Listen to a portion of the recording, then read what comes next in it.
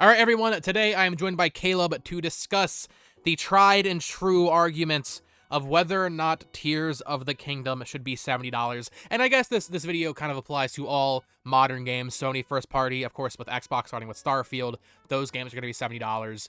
And talk about why we personally think it's okay and try to, maybe think about why other people disagree with that. So, Caleb, thank you for joining me today. Here's the thing. I just want to say this from the start. Obviously, your perception of value of what something is worth is going to be completely subjective by person. If you don't think Tears of the Kingdom is worth $70 to you because of your financial situation or just how much time you think you'll get, and enjoyment you'll get out of it, that's completely fine and that's valid. But I see a lot of people trying to say that it just should not be $70. And it kind of rubs me the wrong way. Not from like I'm trying to, defend Nintendo or Sony or Microsoft standpoint or these big businesses, but video games are a luxury item. And something we'll get into is just the cost of developing these things is more than it's ever been. So from that merit alone, I feel like people should be more understanding, I feel like. Yeah, it's not. I mean, obviously it's a little bit more complicated, but you pretty much hit it right there. Obviously, the price. If you think this is worth $40, fine. But saying what you think they should price it at is different than what you're willing to price it at, or what you would be willing to pay for it, in my opinion. Yeah. And yeah, I see this so much of just people being like, I'm going to wait until it's $50, wait until it's $40. And like, that's fair too. Like, you're not wrong for wanting to get it for cheaper. But I've always had this issue too with, especially when Game Pass got really prominent and like PS Plus and Steam sales and games being dirt cheap. I feel like the value proposition of games has kind of gotten muddied, I'm perfectly fine paying $10 a movie ticket, to go see a movie, and that's, 2.5 hours, right? Yeah. But then people have an issue spending $70 for Tears of the Kingdom or $70 for God of War Ragnarok, and these games will probably take you at least 50 hours just to beat. Yeah, like it's more of it's a better value proposition comparing it to something like that, which obviously someone's gonna spend the $10 to go see a movie, right? Right. I don't think anyone's really complaining about that. Right, sure. But like, you do the math there, you pay for 7 movie tickets at $10 a pop. That's not even close to being equivalent to especially in like a JRPG or like, Octopath, that's going to be a 200-hour game or whatever. And in Tears of the Kingdom's case, if you 100% it will likely be 200, 300 hours. Who even really knows? Obviously, that's something that will remain to be seen. But yeah, I mean, I think we're both in agreement that especially because of inflation and development costs, that I just want people to be more understanding. I'm not trying to just, raw dog Nintendo here and defend them, not sucking the Nintendo D, as they say, Caleb. Right, of course. Yeah, as they say. As they say. And I know I'll get comments saying I am or whatever, but that's fine. I'm not a developer or anything, but I feel like if I were a developer, I'd be insulted that you think their time is worth so little. I don't know the exact stats on how many people are working on Tears of the Kingdom, but I know over 300 people worked on Breath of the Wild. That amount of work for 5 years for a $60 project, in that case, with Breath of the Wild, I think that's completely fine. And I touched on inflation there for a second. Inflation is a huge factor, and I know I mean, this is a whole economic debate at this point. I know minimum wage hasn't risen across the board, the federal minimum wage, and we're talking about the U.S. price here, though it has gone up in other countries, the price of the games. The federal minimum wage hasn't gone up, and everybody's situation is different, which is why it's obviously dependent on your personal situation. But I can speak from my experience. My minimum wage has made video games very cheap in my state. Basically what I'm saying is, with Breath of the Wild in 2017, that was $60. If you just, take the raw numbers and adjust that for inflation 6 years later, only 6 years in America, it's actually, they're still charging less for Tears of the Kingdom, technically, based on what the dollar is worth. Yeah, it's a little bit different. I think I checked, it's actually less than Breath of the Wild was. I think if you just did $60 in 2017 to 2023, it's like $74 or something. So technically, this game would be cheaper than Breath of the Wild, I think. Okay. Sure. Yeah. Okay. Yeah. I got it backwards there. So yeah, Breath of the Wild now at $60 would have been 74, like you said. Obviously, Breath of the Wild is still on store shelves for $60. So technically, if you bought it recently, that's you're paying as much as we are for Tears of the Kingdom almost.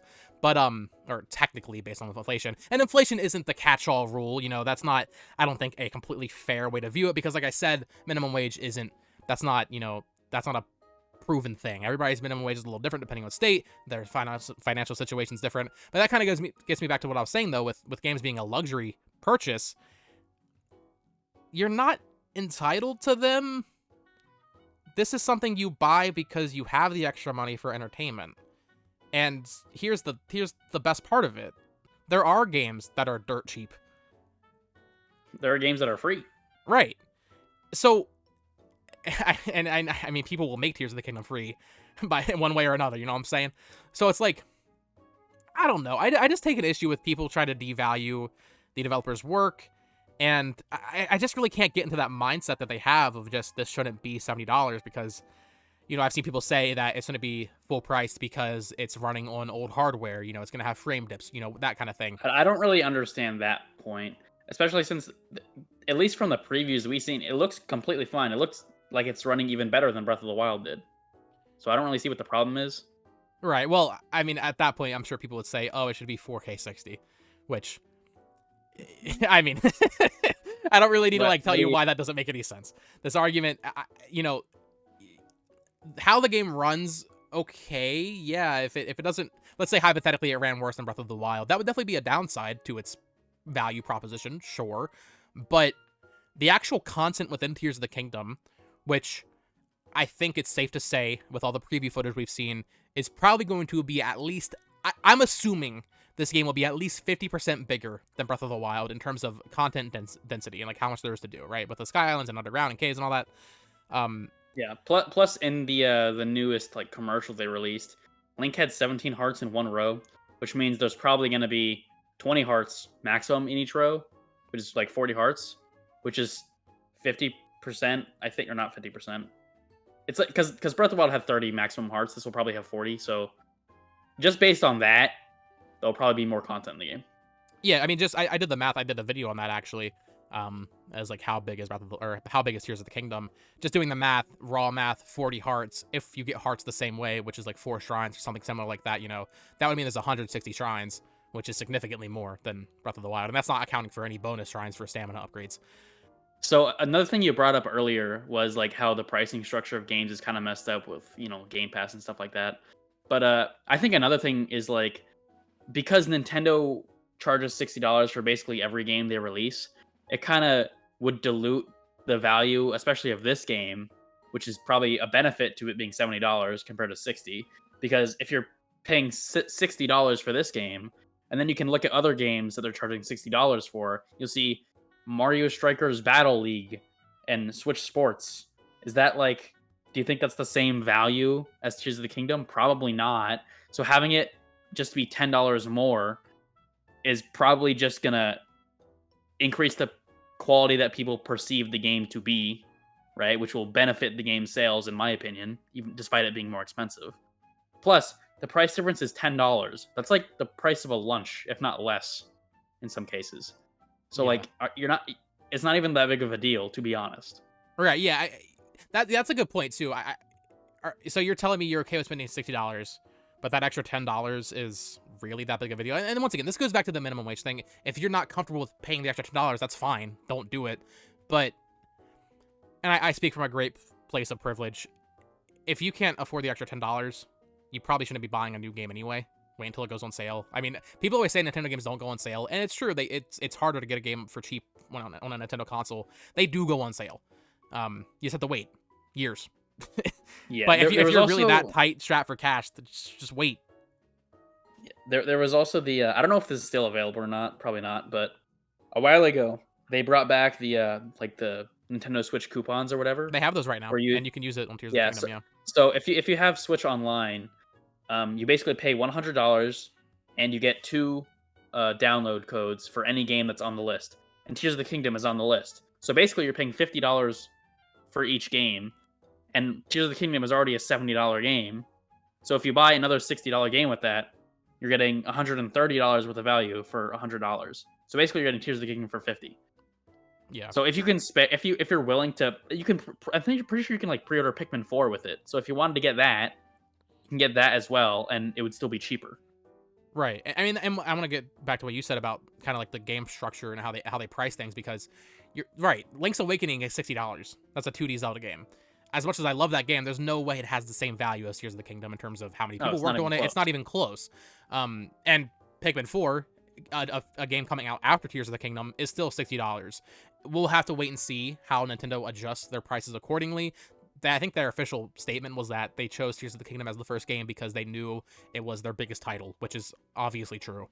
And Plus, this game has been in development for 6 years. Which, here's the thing: if they had released a Zelda game, let's just say Tears of the Kingdom came out 3 years ago, and it had less content, it would still sell a lot of copies, but it would cost half the price to make because they only were doing it for 3 years instead of 6. yeah. So obviously, the longer you work on a game, the longer you're gonna have to work on it. I mean, not to get into a whole like Sony thing here. They recently said during the lawsuit, or not lawsuit, but the Xbox is trying to buy Activision, and Sony's trying to block that deal. Sony said they rely on Call of Duty sales on their platform to fund their AAA development because of how much Call of Duty sells. Because these big AAA first-party games, these single-player story-based games that take 7-8 years to develop, it's not worth it. It's not worth it to make games this big anymore. I think Sean Layden, the former president of Sony America or PlayStation America, I'm not sure exactly what his title was, but he was a very front-facing Sony executive. He was saying like, yeah, we have to start making games smaller, and I think we kind of saw him with that a little bit with like Miles Morales. That was a little bit after he left. I think that was probably a Sean Layden call right there. Yeah. But yeah, just to wipe the slate clean, just so people don't think I'm sucking that Nintendo D too much. I do want to say there are some Nintendo games, back to your point about how they're all $60, even though the pricing isn't, that's not equal. There are definitely games that should not be $60. A great example of this, or you already said a great example, Mario Circus Battle League. That game should not have been $60 with the content it launched with.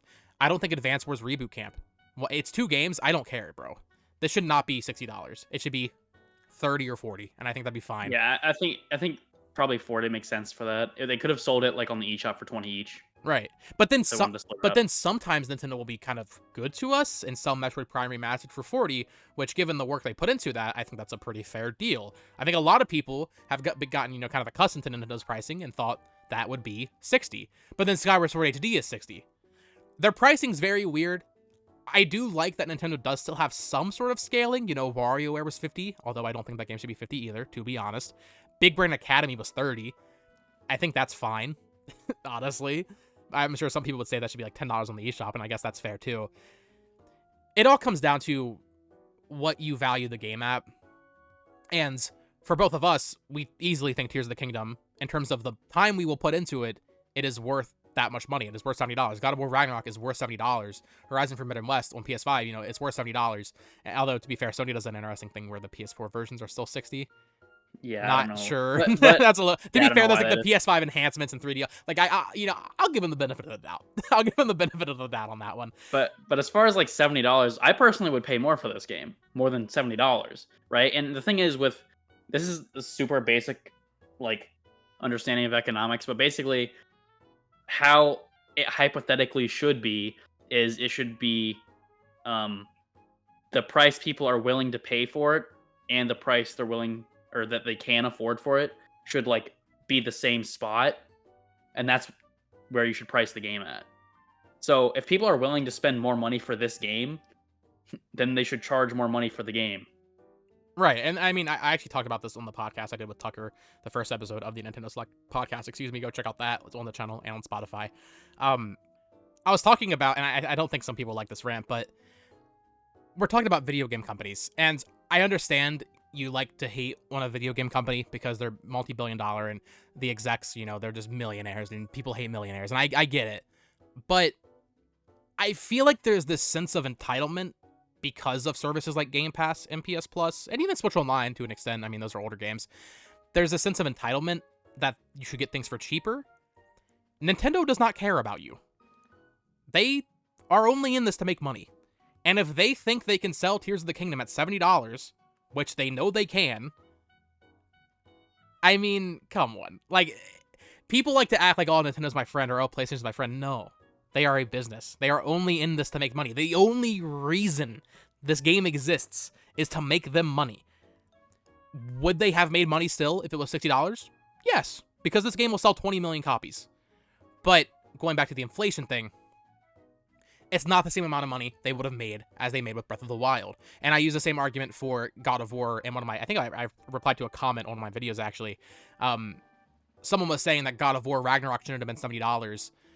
And I basically said, no, it should be $70 if they want to make the same amount of money as they did for God of War 2018.